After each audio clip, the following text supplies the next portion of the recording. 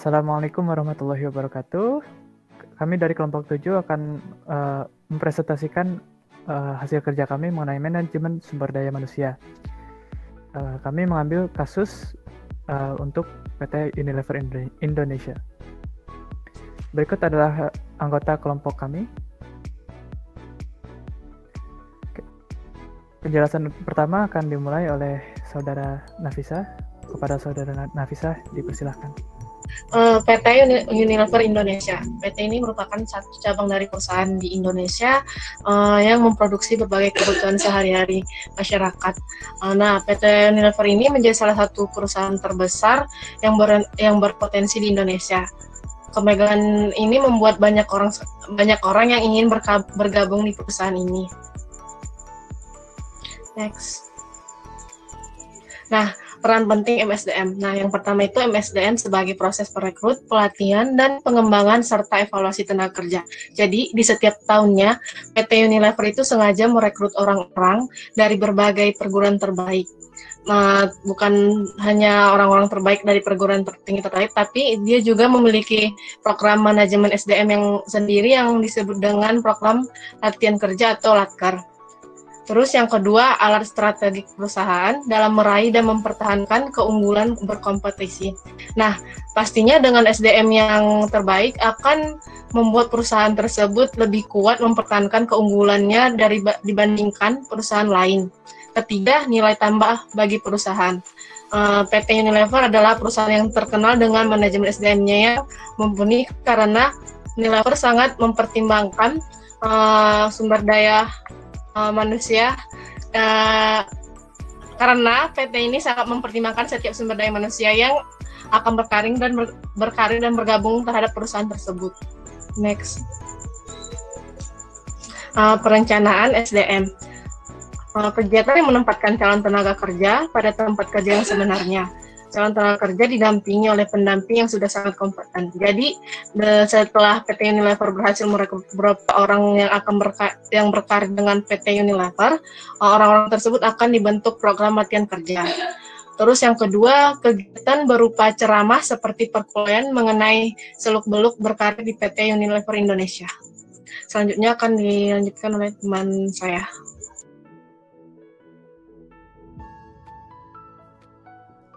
Baik, selanjutnya merupakan teknik MSDM PT Unilever Indonesia. Yaitu pada intinya teknik manajemen SDM PT Unilever terbagi menjadi 3 hal, yaitu 1.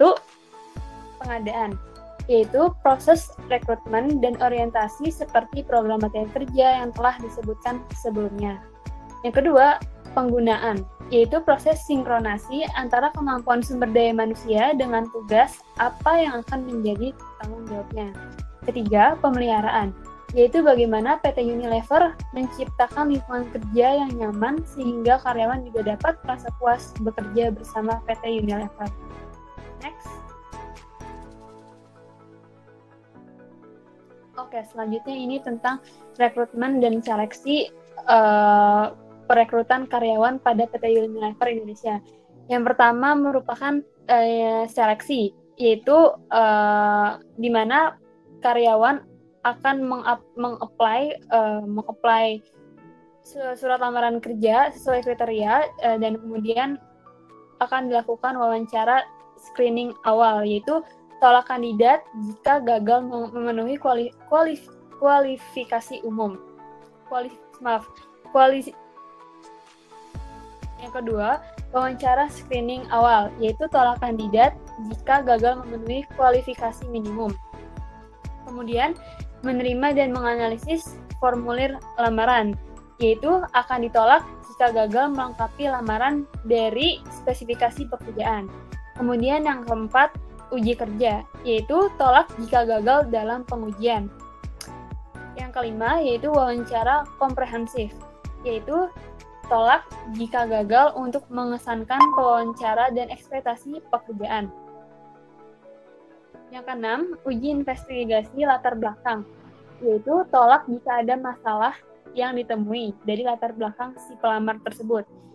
Kemudian yang ketujuh, yaitu tes kemampuan kognitif, yaitu tolak jika gagal dalam tes. Yang kedelapan yaitu tes medis atau fisik, yaitu tolak jika gagal dalam tes kesehatan atau gagal dalam tes fisik pelamar. Yang kesembilan yaitu uji kasus, tolak jika tidak dapat melakukan tanggung jawab sampel pekerjaan. Jadi nanti pelamar akan dikasih sampel pekerjaan dulu. Dan yang terakhir yaitu keputusan perekrutan, disewa atau terima atau ditolak. Selanjutnya akan dilanjutkan oleh teman saya. Ya, untuk orientasi, direksi diberikan orientasi penuh terhadap tanggung jawabnya saat pertama kali diangkat dalam bentuk program induksi yang disiapkan oleh sekretaris perusahaan. Program tersebut meliputi review terhadap berbagai dokumen. Nah, jadi dari sini dapat kita simpulkan bahwa orientasi ini merupakan orientasi unit kerja ya. Dan pelatihannya, itu direksi diharapkan berkomitmen untuk terus belajar untuk memastikan bahwa pengetahuan profesional, kompetensi, dan keterampilan kepemimpinan mereka mengikuti perkembangan terkini. Jadi dari sini dapat diketahui bahwa pelatihannya difokuskan untuk melakukan pekerjaannya masing-masing atau on job. Berikut ini adalah beberapa contoh pelatihan yang diadakan oleh PT Unilever pada tahun 2017. Oke. Nah, berikutnya akan dijelaskan oleh saudara saya Rahma. Selanjutnya yaitu adalah manajemen kinerja karyawan PT Unilever Indonesia.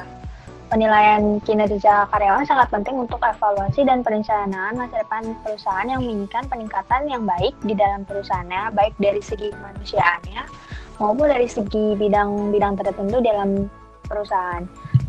Untuk kasus PT Unilever Indonesia, penilaian yang dilakukan oleh perusahaan yaitu dengan mengamati kinerja karyawan secara langsung, kemudian data diolah secara manual.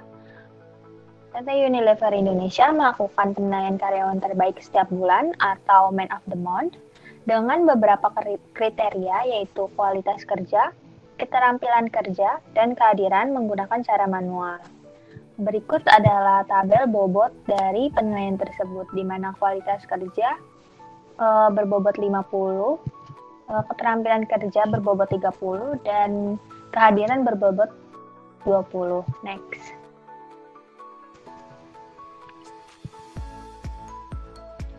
Selanjutnya ada kompensasi pada PT Unilever Indonesia. Kompensasi menurut Malayu tahun 2002 adalah semua pendapatan yang berbentuk uang, barang langsung, atau tidak langsung yang diterima oleh karyawan sebagai imbalan atas jasa yang diberikan kepada perusahaan. Di sini, kompensasi pada PT Unilever Indonesia terbagi menjadi 4. Yang pertama ada pembayaran pokok. Pembayaran pokok ini berbentuk dalam gaji dan upah. Sebesar 74,7% karyawan setuju bahwa perusahaan memberikan gaji sesuai dengan upah minimum provinsi atau UMP yang diatur dalam peraturan perundang-undangan. Yang kedua ada pembayaran prestasi. Pembayaran prestasi ini diberikan oleh perusahaan bertujuan untuk menghargai hasil kerja karyawan atas kinerjanya. Pembayaran prestasi ini berbentuk bonus tahunan yang berdasarkan prestasi perusahaan berbentuk keuntungan perusahaan selama 1 tahun tersebut. Selanjutnya akan dibahas oleh teman saya, Tessa. Selanjutnya saya akan menjelaskan mengenai kompensasi yang di Unilever Indonesia. Yang ketiga adalah pembayaran insentif, di mana pembayaran insentif ini langsung yang dikaitkan dengan kinerja karyawan terhadap peningkatan produktivitas. Dan perusahaan memberikan premi kehadiran setiap hari, tetapi jika karyawan kehilangan haknya, itu jika melanggar syarat yang telah ditentukan. Selanjutnya, pembayaran tertangguh. Pembayaran tertangguh merupakan kewajiban perusahaan yang akan diberikan kepada karyawannya di kemudian hari, di mana sebagian besar karyawan yang mendapat tunjangan hari raya ini besarnya disesuaikan dengan masa kerja. Dengan masa kerja yang 3 bulan tidak mendapat THR. karyawan dengan masa kerja 3-6 bulan mendapat THR 50% dari upah 1 bulan. Lalu karyawan dengan masa kerja 6-9 bulan mendapat THR 75% dari upah 1 bulan. Selanjutnya, karyawan dengan masa kerja di atas 9 bulan mendapat THR dari upah 1 bulan. Komponen upah THR ini adalah gaji pokok ditambah dengan tunjangan tetap. Dan pembayaran THR akan diberikan selambatnya 2 minggu sebelum Hari Raya Idul Fitri. Next. Selanjutnya, pengembangan karir. Di Unilever, setiap tahun manajemen Unilever ini menargetkan pertumbuhan bisnis di Indonesia dan disesuaikan dengan target yang ingin dicapai oleh Unilever secara global. Yang kedua, PT Unilever menciptakan lingkungan kerja yang nyaman sehingga karyawan juga merasa puas bekerja bersama Unilever. Yang ketiga, kesempatan untuk memperoleh posisi yang lebih baik dengan gaji yang lebih baik akan tergantung pada performa kerja masing-masing karyawan. Dan dengan mendorong karyawan untuk terus-menerus mengembangkan diri melalui program latihan kerja, serta mempertahankan work-life balance, perusahaan dapat mengembangkan dan mempertahankan SDM yang handal dan berkualitas, di mana SDM ini nantinya berperan utama dalam pengembangan bisnis. Demikian presentasi dari saya kembalikan kepada MC.